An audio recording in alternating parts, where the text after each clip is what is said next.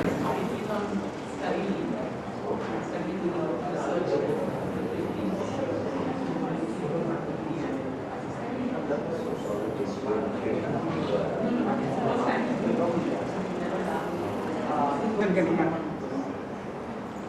behalf of Ambedkar University, I welcome you all to the National Seminar on Ambedkar and Contemporary Indian Politics. Till now, in Ambedkar University, we have two distinct lectures on Ambedkar. One was given by the Professor B. Parekh, and another one is by the Professor Veena Das. The third one is going to be by Deepak Nair on the 14th of April. But this is the first time that Ambedkar University is organizing a national seminar on Ambedkar and Indian politics. We have been hearing and listening about the seminars of Ambedkar. Besides this thing, on 14th of April, every year on the eve of the birthday of Baba Saheb, we have been organizing a memorial lecture on Ambedkar. So you might be wondering, why do you need a seminar on Ambedkar? And is there anything special in this seminar? In what way is this important from the other seminars? I can say that yes, there is so much difference between those seminars and this seminar. Till now, we have been witnessing seminars on caste, reservations, and relevance of Ambedkar. But today, the focus will be on the recent and current political trends and Ambedkar's ideology. How different political parties have been using, misusing, or abusing Ambedkar's ideology. I believe that this is an unexplored area so far, and we need to explore it as much as possible in this political scenario. Let me tell you how we got this idea of having a seminar on Ambedkar. Last semester, when we were discussing about caste in the EDMD courses, we have a course on EDMD, Equality, Discrimination, Marginalization. We realized that the importance of caste should be taught in the courses. And I just came to know about that majority of the Dalits and marginal sections have been witnessed as a vote banks rather than power grabbers. Whereas discussing this fact with my colleague Rohit Negi, he suggested, why can't we have a seminar on Ambedkar? Then we seriously gave a thought about seminar, and we also discussed with Dr. Sukumar, who was my senior in University of Hyderabad. He encouraged me to. Then we put forward to the Professor Shamin and Vice Chancellor of Ambedkar University. He has welcomed this proposal and he said, you can go ahead. And I can proudly say that there are some scholars sitting here who have been distributing their articles, their readings as the main text for the MA Development Studies. I can proudly say that whose readings we refer are among us today. We are ADNs are really privileged to have such a distinguished scholars in this seminar. Coming to the introduction of the seminar, the focus would be on how Dalits and marginal sections have been used as a vote bank for the dominant caste and have still remained as the vote banks rather than the power holders. Secondly, how the different political parties have been misusing Ambedkar's ideology for the sake of electoral gains rather than empowerment of marginal sections. Recently, when you see the Sangh Parivar's poster, the Sangh Parivar has come up with a poster declaring that Ambedkar as an ideal hero. And they put Ambedkar portrait besides Lord Ram. But we are not clear about the leftist and Congress approach towards Ambedkar's legacy. We will try to explore these issues in this seminar today. Further, we will also explore the impact on caste and electoral behavior, how the caste has been looked from the book view to the field view. Also, we will explore the policies of social justice and the politics of social justice in this seminar. We will also discuss the ideas of domination, disparities, discrimination and denial of rights of the marginal sections. So we are having two sessions in this day. One is a contemporary politics, Indian politics and the caste. We will talk about caste in general. And the second session is on Ambedkar's legacy and Dalit politics. The second session is based on the empirical work done by different scholars. I trust that the discussions and deliberations during the seminar will be fruitful and lay down the foundation for the more such seminars. Lastly, I would like to thank all the scholars on behalf of Ambedkar University for sparing their valuable time to attend this seminar. Thank you once again. Very good morning, and let me once again extend a very warm welcome to the eminent speakers today on behalf of the organizers, my colleagues and the students. As my colleague was just mentioning, while organizing this kind of seminar, it's not very uncommon to be asked, why one more seminar? There was another just the other day or something like that. We don't ask these questions to a person who goes to a temple or church or mosque every day, or who prays in the morning every day. That you prayed yesterday, why are you praying today again? This university is quite distinct in that it's a university established with a total dedication to social sciences and humanities. And its mission is to draw upon the inspiration of Dr. Ambedkar's vision, his thoughts and his work. It's quite natural that we should be thinking of him and his work or his thoughts every day in our life in this university, in the context of the Indian life we live today, asking questions why nothing has changed ever since the independence of 60 and odd years. So it is in this spirit we try to hold these seminars on various topics, but again drawing upon one of the most wonderful visionaries we ever had in our Indian intellectual scenario.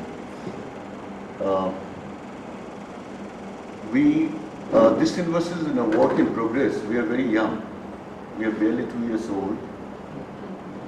We are toddlers. We look forward to the scholarship of the eminent speakers today, not only the topic itself, but for encouragement, insights, and even guidance, and in a reflective and introspective spirit. With that, let me welcome the eminent speakers once again and thank them for being here today. Thank you. As a keynote speaker, I just wanted to say a few words about Professor Hargopal. Professor Hargopal was my teacher in my MA, MPhil, PhD. I can say proudly say, and he's a political scientist and he's a human rights activist. I don't think he needs a separate introduction to the audience. He has been advocate for the rights for the marginal sections in the Andhra Pradesh, in particular, and in India in general. He is a peace-loving person. He has been mediating between the people's work groups and the government. The last time he was in the news, he was mediator for the, you all aware about what is the collector kidnap case. He was the person who mediated between the government and the people's work group. I request Professor Hargopal to speak as a keynote address. This new, very young university, perhaps youngest university in the country, and my young student friends. Now it's very difficult for somebody to give a keynote address on a personality like Dr. Ambedkar, who is debated so extensively. And there's hardly this task, not because I am so competent and qualified to do this job, except that Arun was my student. And when students make demands, it becomes extremely difficult to say no. In fact, this is a time when our schedule is so tight in University of Hyderabad. To take off even one day means upsetting our schedule back home. But still I thought that then when I saw the list of participants, so many of our close friends who are also our colleagues in University of Hyderabad are here. Apart from that, your Vice Chancellor also happens to be a friend of ours for a very long time. Now I thought that I'll raise certain questions for the consideration of the seminar, and I was trying to reflect what was the vision of Dr. Ambedkar for independent India and what happened, because since the seminar is on contemporary politics, how to retrieve the vision of Dr. Ambedkar from the mess of the Indian politics into which we have landed. When I try to look at his vision, there are different ways of looking at vision or trying to draw the sources of his vision, and one is the constitutional vision that Dr. Ambedkar had and the way the Constitution of India has been drafted. Second is social vision in terms of caste relations and gender relations, particularly. These two things engaged the attention of Dr. Ambedkar very extensively. And the third is the nature of the state and the type of role that he envisaged for the state, and that constitutes the holistic vision, or at least a large part of the vision of Dr. Ambedkar. And what happened to this vision during the last 60 years and the way the history is unfolding. Now what is the importance of retrieving vision of Dr. Ambedkar, as Arun said in the opening remarks.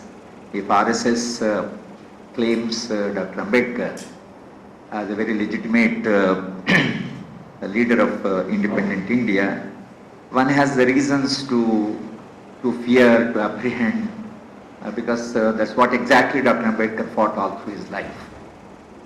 And how come the forces against whom he fought are today trying to appropriate, and forces like the Maoists or the Marxists do not reflect on Ambedkar and include Ambedkar as a part of their process of their politics of transformation. I think is one question one has to very seriously debate. In fact, those who should have legitimately claimed Ambedkar do not seem to be claiming Ambedkar, and those who are not supposed to, or those Ambedkar would have never liked to appropriate, but those are the forces which are appropriating Dr. Ambedkar. I think this is something, a reason for us to reflect and also to feel a little upset by what's happening in contemporary Indian politics. When you look at Dr. Ambedkar's constitutional vision, I am very fond of looking at the directive principles of state policy. I shall not go into all the constitutional scheme of things, but I would draw your attention to two important articles in the Constitution of India. I am sure that Dr. Ambedkar had a lot to get those two articles incorporated in the Constitution of India, Article 38 and Article 39. If you go back to the Article 38, Article 38 says that we should build a social order where inequalities in income, status, opportunities and facilities will be reduced. Income, status, opportunities and facilities shall be reduced. That's the one article which talks about how to reduce the inequalities, not only in income but status, opportunities and facilities. I think it's very important. Maybe if somebody had drafted, they would have simply ended up reduce the inequalities in income, because that's considered to be the base of the society. But Dr. Ambedkar, given his own experience and his own understanding of Indian society, he brought in the status, which is very important, and opportunities and facilities. That's also very interesting. Constitution finding, that facilities, the conditions in the society for the development of varied groups, particularly the disadvantaged groups. Now, Article 39, far more important than Article 38, is that we will strive to build a social order where wealth shall not be concentrated in the hands of a few. And the wealth should be so distributed that it should subserve the common and collective good. It will not work to the detriment of the common and collective good.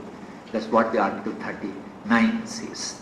If you put Article 38 and 39 together, then one would, need not hesitate to say how egalitarian Ambedkar's thought process was and what type of India he wanted. An India which is equitous, an India which is just, an India where the inequality is gradually reduced and will have an egalitarian social order. I would say that this was his very powerful vision for the new India or independent India. Now, the second important vision, at least the source, is his social vision.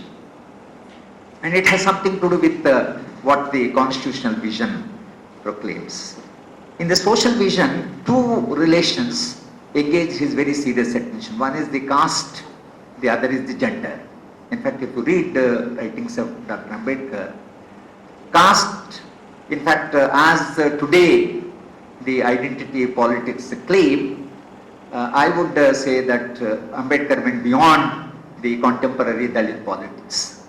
I claim this because Dr. Ambedkar wanted caste to be annihilated. When he wrote Annihilation of the Caste, he wanted the entire caste relations, the whole structure of the caste has to be annihilated. Not merely untouchable. Untouchability has been abolished by the constitution. But he didn't stop there. But if you read his writings, when he wrote this article, Annihilation of the Caste, he wanted caste as a social institution should be completely dismantled. Because he thought that this hierarchical relations between human beings, not only between Dalits and upper caste, all caste relations, the hierarchical way that the caste is arranged, be it the backward classes, be it even within the forward caste, the type of hierarchy that we have built and the structure of the layers of dominance, that's why he called graded inequalities. He used the word graded inequality is not one in India, inequalities are graded. And therefore he thought that these graded inequalities and the hierarchical stratified relations between human beings mediated through the caste has to be dismantled, ultimately. Because any form of caste at any point of time will hierarchize the relations, which is undemocratic, negation of the democratic process. So therefore his concern was that while Dalit and untouchability was his concern, he went far beyond. He went far beyond, and when he established the Republican Party of India and when the backward classes started talking about the caste, he was so disillusioned. He was so upset that the way caste relations persist and they continue to trouble the Indian society, and therefore Dr. Ambedkar's social vision is that finally we have to abandon the caste. How we do it? Of course, he thought that the starting process should be interdining, intermarriage, and that should be the beginning of the ending the caste system. But I would consider that this has to be very seriously debated. Annihilation of the caste has to be very seriously debated. For me, it's a very important formulation for Indian society. Even the Maoists, I would say that if they really do not take this entire writing of Dr. Ambedkar very seriously, they have already landed in a lot of trouble. And the party, at least their ground experience has been that when the party started way back 40 years, when they entered the village, I know that when I carried a study on the Naxalite movement, that there was a class division in Karimnagar district where I carried, and the Dalits, backward classes, even the upper caste poor, all of them joined together. They were together against the landlords. And I know that all of them, when I went to the village, they used to throng together. That this caste, while it persisted, but that's how the politics attracted. But gradually now the caste has started reasserting in the villages. And today they are finding very difficult to enter the village because of the caste system. If they go to the Maliga, the Malas are boycotting them. If they go to the Malavada, Maligas are saying, you have got to Malas, why have you come to us? And the party is facing a problem which they didn't face in 1970. 1970, their class category operated. But today class category seems to be not working, and they have now confronting the caste. And they really do not know what to do with the caste system and how to handle the caste. And that is where I would feel that Dr. Ambedkar's vision has to be written. And it has to be taken as an integral part of the vision of change. Whatever politics of transformation that the Maoists have for the country, if they do not handle the caste and if do not take Ambedkar seriously and the way Dr. Ambedkar wanted the caste to be annihilated, and if it does not become a part of their vision, I think revolutionary politics. That's why Dr. Ambedkar thought as long as you have a caste, neither you can have a bourgeois revolution nor you can have a socialist revolution. He was very clear. You can't mobilize the people on the basis of the class. If you are a Marxist, because caste will come in the way. Even if you want to mobilize the capital will be impaired because there is a caste system. And as long as you have, that's why he said it's not division of labor. Caste is not a division of labor. If it were to be division of labor in the sense of the Weberian, or in the Western sense, the division of labor is supposed to be contributing to productivity, efficiency, release the productive forces. The greater the division of labor, the structural functional model, you have the higher differentiation in the division of labor, greater productivity. But caste, if it is considered as a division of labor, India should have been one of the most advanced societies because you have divided the labor in such a form that intergenerational specialization. Then there should have been a tremendous excellence, if you go by the Western category. But the caste is not a division of labor, it's a division of laborers. That's a very interesting formulation Dr. Ambedkar said. You divide human beings and give the work. You don't divide the work and give to the human being. Now once you have caste relation, it is superimposed on the division of labor, and therefore division of labor, instead of being productive in the Western sense, it has become a constraint on the productive forces. So neither you can have the release of the productive forces, nor you can have change in the production relations. Both have caste has become a major problem, and therefore Dr. Ambedkar becomes extremely relevant. That how to negotiate with the caste, how to handle the caste, and how to annihilate the caste.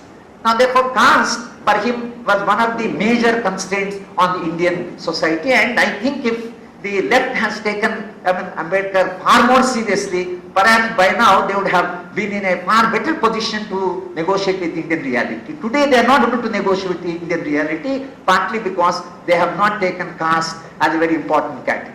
And Indian sociologists, while they have taken caste very seriously, they went on writing on caste. When we were talking about class, 40th, 50th back, what class, there is no economic category, social category is very important, caste is very important. The whole world of sociologists. But when Mandal Commission announced, or when the reservations were announced for the OBC, they shifted suddenly overnight from the caste to the class. Economic category is more important than social category. They have done so much of research all through their life, saying that caste is specificity, caste is very important, class is not important, it's not economic category, it's a social category. And once there is a public policy based on a social category, they move to the class, saying no, economic income is very important. There are also poor people in the forward caste. This shift of the sociology discipline, there's a large number of sociologists, have done enormous damage to the sociology discipline. Because they should have gone by the insight into the Indian society and stood by Mandal Commission. Yes, social category is very important, it is critical, and therefore public policy based on social category is very vital for transformation of Indian society. That we expected from sociology. They didn't do that, and they went back. So therefore I think this entire process of the caste relations and the way that caste obstructs the process of change, I think is very important for us to debate. The third, I would say, that the type of gender relation structure, and Dr. Ambedkar very powerfully tried to bring out the gender relation in his Revolution and Counter-Revolution. In that article on Revolution and Counter-Revolution, laboriously argues, he very laboriously argues what is the status of women and how the gender relation will have to be transformed. And when when there was an accusation that Buddha also had a gender discrimination and Buddha did not vomit, Ambedkar has done such a laborious work to prove the point that Buddhism was not, was not opposed. In fact, Buddha, that was not a part of the Buddhist, enlightened philosophy. It was the later interpolation by the Brahminical ideology into the Buddhist text, and he argues at a great length. Now, of course, statisticians have come out with a very interesting methodology. Now they say that C.R. Rao, when he gave a lecture in our university, statistics and literature, he made a very interesting point when he said that from the statistical tool you can find out where the nature of the text changed in a classic. And from that, I think one can even prove that whether this particular interpolation of the Brahminical ideology into the Buddhist text is a very valid text. But Ambedkar argues that Buddha went to Amrapali when she invited him. And Amrapali's reputation, in those days was not in the modern context or even the old context, but he respected her. And Buddha says if he has gone, then Amrapali invited him. How can you say that Buddha was opposed to women? He tries to marshal as much of evidence as possible to prove the point that how friendly, how democratic he was towards women. And therefore he says that the gender relation will have to be changed. And from taking Buddha, he went on building, and then he argued that while Buddha performed the revolution, Manu performed the counter-revolution. And I think this is a very important point that Dr. Ambedkar made when he said that if you perform a revolution in India, I think the Manu or the Brahminical or the Kautilyan order can perform counter-revolution. And that is proved in a way that when Uttar Pradesh went, for the Dalit politics, Dalit Bahujan politics, BJP came to power. 1983, in other words, when we thought that the North India is becoming democratic, and we thought that the North India is advancing, and when we thought that that was a part of India which really requires a radical transformation if India has to really become a modern India. But then, the fundamentalist forces, Ram Janmabhoomi, so things came like that, and then suddenly, India got into the revivalist politics, where we thought social forces will advance, and the Dalits and Bahujans, will have a greater share in the political power. Yes, symbolically they have a greater share in the political power. But the substantive power is still retained by the fundamentalist force. Today, who are the parties at the national level? Again, it's the BJP and Congress. There's not much choose between both of them. Because of the BJP, Congress gets legitimacy. They are a little better than the BJP. Sometimes we feel that BJP may be better than the Congress because these fellows are hypocrites. At least they are saying frank. Things like that, a lot of debate, but finally you ended up with these two political parties. And nothing much to choose between them, though none of them have a radical perspective. And when the pension bill was introduced in the parliament, when the Congress was about to lose the pension bill because they are abolishing the pension, BJP helped. BJP passed it because Congress members were not present in the parliament. Sushma Swaraj got and gave a whip to the party saying that vote for the pension bill. Pension bill has been passed, abolishing pension.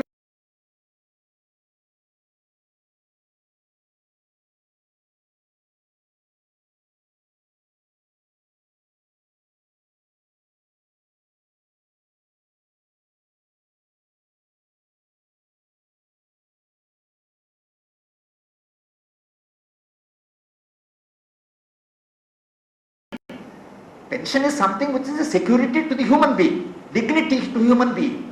And there's some sort of, they say, some sort of security that Indians lack. But whatever security people have, whereas members of parliament and members of legislature, they're all passing pension bill.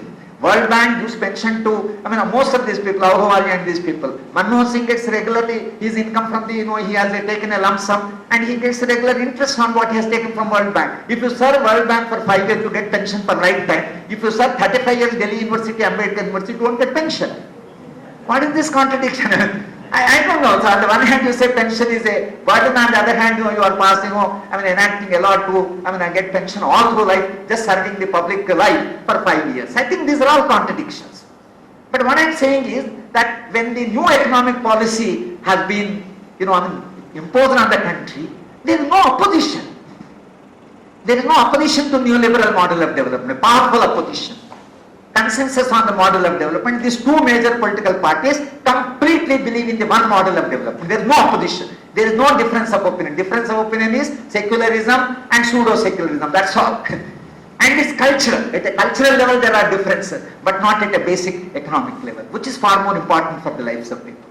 Now, Dr. Ambedkar, apart from changing the gender relations, when he said that there is a possibility of the Brahminical order performing a counter-revolution, one has to be extremely careful. Whatever progress you make, there is a way that they can negate it. They can neutralize whatever progress society makes. They are so powerful. So therefore, neutralization or negation of whatever developments you have, I think is something which has to be very seriously reflected. Dr. Ambedkar, I feel this contribution is very important. Annihilation of the caste, revolution and counter-revolution. And I would like to remind the House that Ambedkar resigned from the law ministry for property right for women. And Dalits had no property. So if somebody says a Dalit leader and only a Dalit leader, I think the women of this country should have owned him as one of the feminists. The reason being, both he was continuously concerned with the gender question, and he was one of the first to move the bill, and where he said property right should be given to women. And Rajendra Prasad returned the bill. Nehru did not again take it back to the parliament. He was very unhappy. Therefore, he resigned from the law ministry. He resigned from the law ministry for the right to property for women. Please remember that. Now, therefore, I think his vision for the gender equity and his vision for the caste. Then how to, enforce this vision, he thought state shall play a very important role. Ambedkar's confidence in the state as a change agent, something, which puzzles me. But he was a liberal. He was a liberal. And as a liberal, he thought that in India, because he was opposed to decentralization of power. Because he said if you decentralize the power, the local landlords, they will appropriate the power, and that is condition will remain, the pathetic. So he said, don't give the power to the local bodies. The simple reason being that power will be appropriated and the same fellows will consolidate the power. And therefore he wanted somewhere change from the above. And he thought that the state should be the change agent. And therefore they mandated the Indian state to perform this role, what perhaps revolution performed. Almost Dr. Ambedkar thought that the Indian state would be able to perform something like French Revolution, because he was a great admirer of French Revolution. He thought that state will be radical. And to radicalize the state, he suggested reservations for the Dalits. And the reservations which we understand as opportunities of employment and who gets how many, what number, that was not important for Dr. Ambedkar. I don't think that he looked at a reservation from an employment point of view. He looked at reservation from democratization of state power. He thought having mandated the Indian state to be a transformative agent, he thought that if you democratize the state power through the representation of the people, then they will tilt the power in favor of the poor. This was his expectation from the Indian state. IAS officer, IPS officer, central services, parliament, assemblies. If you are full of representatives from the disadvantaged, they will represent the experience of the Dalits in the parliament and see that that experience becomes one of the important inputs in the policy making. So therefore I think his vision was that state as a change agent. Now as far as agriculture is concerned, he wanted nationalization of land. Again, like revolution, counter-revolution, annihilation of the caste, nationalization of land. What more you want? Because for a philosophy, for a vision of the society, I think he has provided an economic philosophy, he provided a social philosophy, he provided a political framework. But the problem is that while we have a vision of Dr. Ambedkar reflected in the Constitution of India and his social and economic philosophy, what are the instruments through which you transform? If the state fails us, what are the mechanisms? That is where when he said organize, educate and agitate. Now obviously he said that don't leave everything to the state. While he knew, on the very first day of inauguration of Indian Constitution, he was very prophetic. It's not that he completely believed whatever he said, he was very prophetic. He said, today we are entering into era of contradictions. Inauguration of the Constitution of India, he said we are entering into era of contradictions. One person, one vote, one value. We have accepted equality politically. One person, one vote, one value. But he said that this equality that we have guaranteed in the political process, right, should lead to the change in the inequalities in social and economic field. This political equality should ultimately have a catalytic effect on the social and economic inequalities. And if he said that if it does not work that way, then he said this constitution, which has been so laboriously built by the Constituent Assembly, will be blown up by the people of India. See, he was very clear that if the constitution does not realize its vision, it does not translate into action, then he thought that the Constitution of India will be blown up by the people of India. So he was very clear that contradiction, resolution of contradiction, first resolution he provided through the electoral process, where there is every human being has become equal irrespective of your social status. All of us have one vote and that vote has same value. This is very radical. In a very radical. All human beings are equal.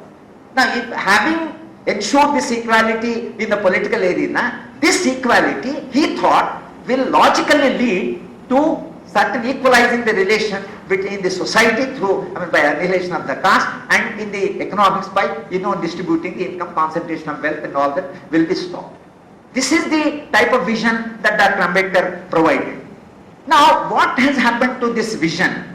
If you look back, one thing is that definitely for the Dr. Ambedkar has been a great source of inspiration, and the Dalit movement in India owes its complete existence to the Dr. Ambedkar. He has been a great source of inspiration for the Dalit movement. But my own submission is that it has to be very seriously debated, because we have reached a critical stage in the Dalit politics. Now, identity politics, I have written a paper, Law of, the Identity Politics. Now, the problem with identity politics is that identity politics are radical, very progressive, they are democratic, because they give self-respect, dignity, and they give you organized strength, collective power. When you organize as a collective, it gives you collective power. And what you individually do not have, you will realize through the collective. But once you organize on identity basis, now identity politics somewhere have to have a built-in, built-in capacity to transcend. I have a feeling identity politics are radical, progressive, democratic up to a particular point, and they should know how to start linkages with the similar groups and generate collective power of 80%, 90% of the people to overthrow this state, the Brahminical ideological order, and bring a democratic state. 15% of the Dalits cannot overthrow the state. 7% of the tribals is fighting, in Chhattisgarh, Jharkhand and all that. But that struggle without the support of the Delhi people is very difficult. It needs a wider support. They are sacrificing the life. Tribals are the poorest people of this country, are fighting the mightiest of the state, multinational corporations. When I went to Orissa for mediation, of the 14 points that they demanded, the Maoists demanded is scrapping of all the MOUs with the multinational corporations and cancellation of all leases for the mining. Because the Orissa has $3 trillion worth of bauxite, $3 trillion, double of the total GDP of the country. 140 lakh crores of bauxite mines are there, and somebody just going and mining without tribal being a part of that. They won't just approve them, throw them out. So they are fighting. 6 years they have stopped. 6 years they have stopped the mighty state bringing the multinational corporation. So therefore they are fighting their battle. Dalits are fighting their own battle. The powerful, vibrant Dalit movement, almost to a point where Mayawati has become the chief minister. Yes, it's a success of the Dalit movement. But from here, where do you go? That's the question. Transforming India is a larger project. And where do we go from here? And identity politics, if they do not transcend, do not have built-in, capacity to transcend, then they will disintegrate, fragment. Either solidarity or fragmentation. That will be the law of the politics. Whatever is the identity politics. Because what happens, there is a dynamism in the society. So if you do not transcend, what happened in Andhra, they had a very powerful Dalit movement. Sukuman and they are all products of that Dalit movement. Great, vibrant Dalit. All of us were a part of that Dalit movement. Now we were wondering where will Dalit movement of Andhra Pradesh go, and because it somewhere didn't know how to transcend, suddenly it got fragmented. And two sabkas today have become so hostile to each other. There is no question of debating on Brahmin, RSS or, the fascist ideology, Indian state, all that has gone. Now they are saying that Krishna Madiga, who is a very powerful leader of the Madiga Dandora, comes to my house to argue that my first enemy is Mala, not Brahmin. I went on arguing, how can you say Mala is your first enemy? They also suffered untouchability. They also are landless people. They are also poor. They are laborers. How can they be your enemy? He said, no, they stay opposite to my house. They remind me that I am an untouchable. They don't allow us to into their house. Brahmin, I don't know where this fellow lives. I don't suffer the indignity from Brahmin. But I said there should be some way to negotiate, some way to have a solidarity with them, some way to fight for common causes, and there is a reservation in the private sector. Both of you can join. With land question, you can fight together. There are bigger questions. While reservation is very important, we have been arguing with our Mala friend, why don't you accept in principle? That whatever is the share, legitimate share, then let them get whatever their share, their constitution guarantees. Accept that and fight for the bigger battle. But politics got locked up. And today we really do not know how to intervene. Just you don't know how to intervene. Even a person like Sir Shankaran didn't know how to intervene, who served both the communities so brilliantly. A legendary civil servant, lived for the Dalits all through life. But in last panel he said, I just don't know what to do. They are not talking to each other, they are not coming to a discussion table. So what I would say is that Dr. Ambedkar wanted annihilation of the caste. Somewhere we should have had a strategy that when Dalit politics became very vibrant, I think the Dalit politics should have reflected what exactly Dr. Ambedkar expected from the Dalit movement. I think that is one thing in Indian politics now they have to be seriously debated. If we don't debate very seriously on that, I think there will be a very serious problem.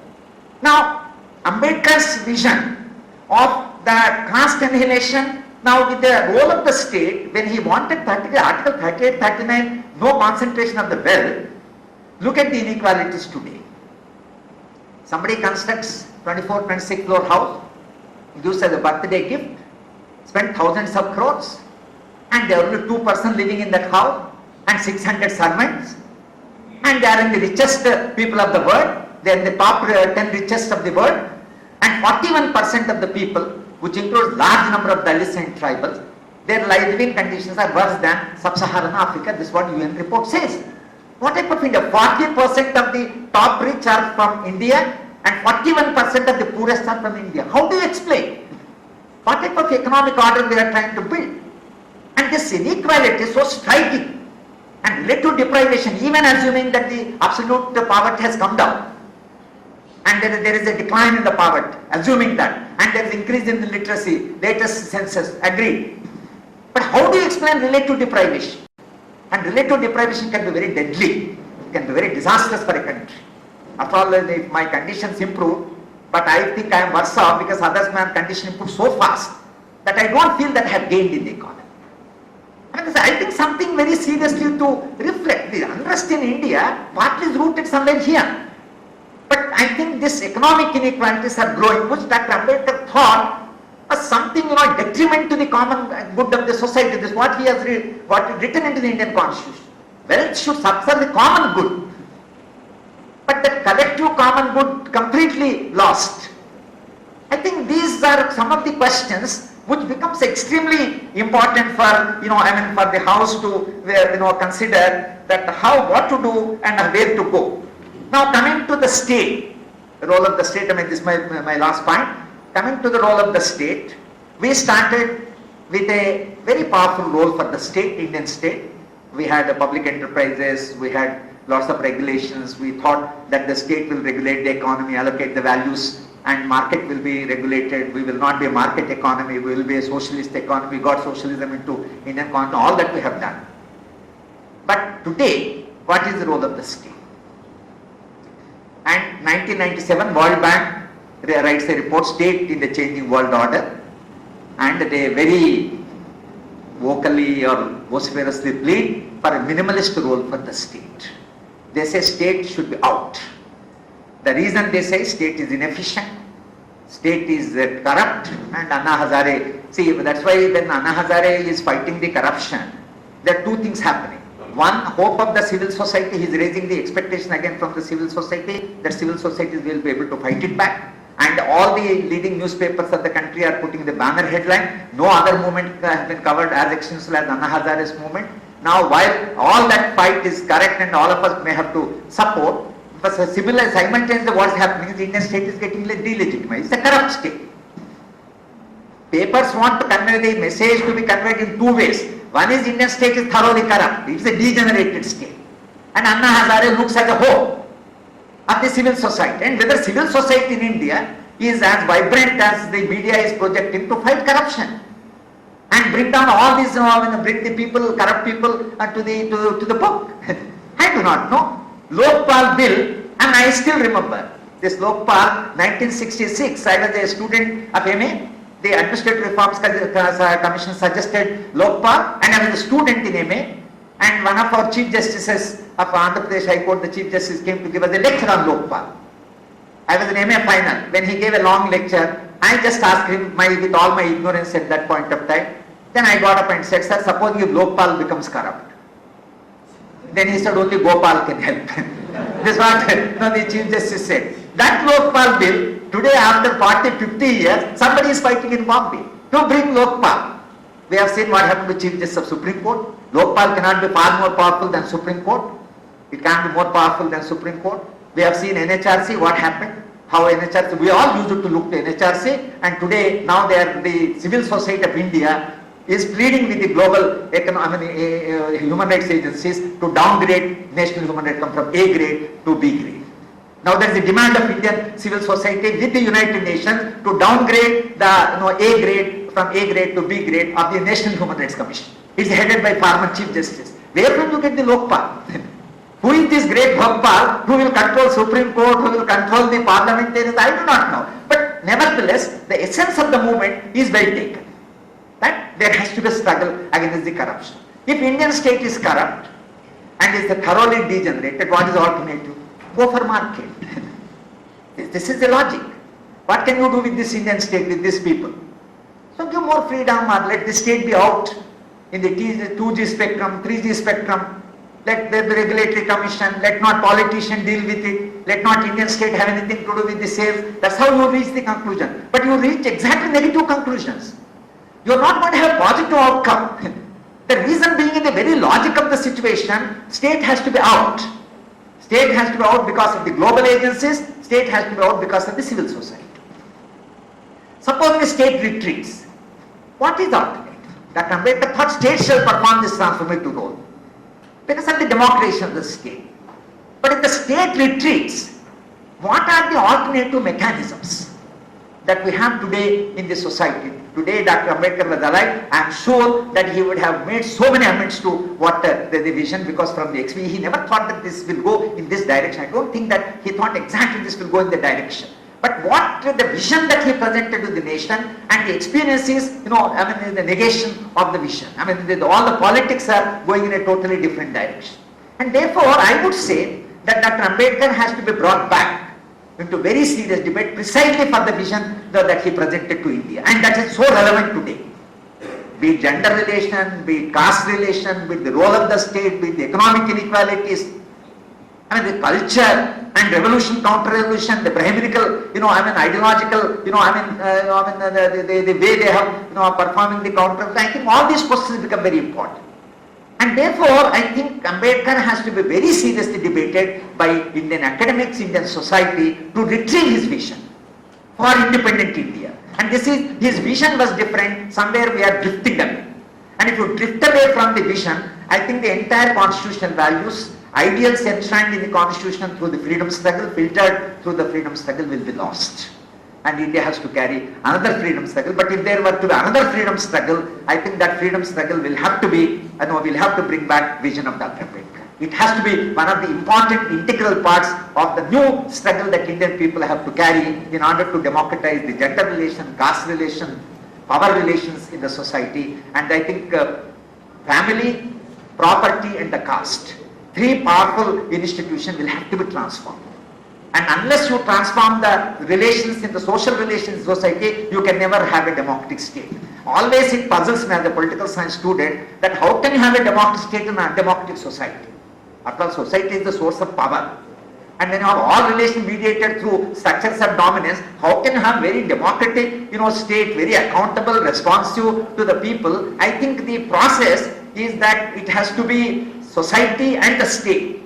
And the change has to be simultaneous both in the society and state, and you can't just democratize the state without democratizing. I think that's why Dr. Ambedkar thought democratization of the relations and democratization of the state. State through the representation, wider representation, and democratization through organize, educate and agitate. I think he suggested role for the social movements and also suggested role to the political institution of this country. I thought that some of these questions, while they are all old questions and his formulations are very old, but I think they have to be seen in the new light of unfolding experience of the society.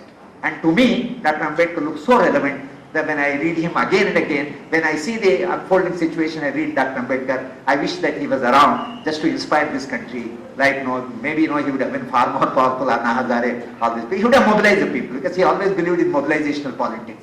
His strategy was always mobilizational politics. And I think at least his methodology of mobilizing the masses of this country against the things that are happening perhaps is the right tribute to Dr. Ambedkar when we are celebrating his memory. Another 1 week we will have his another birthday celebrations. I think the vision has to be retrieved. I thank you, sir. Thank you, all of you for it.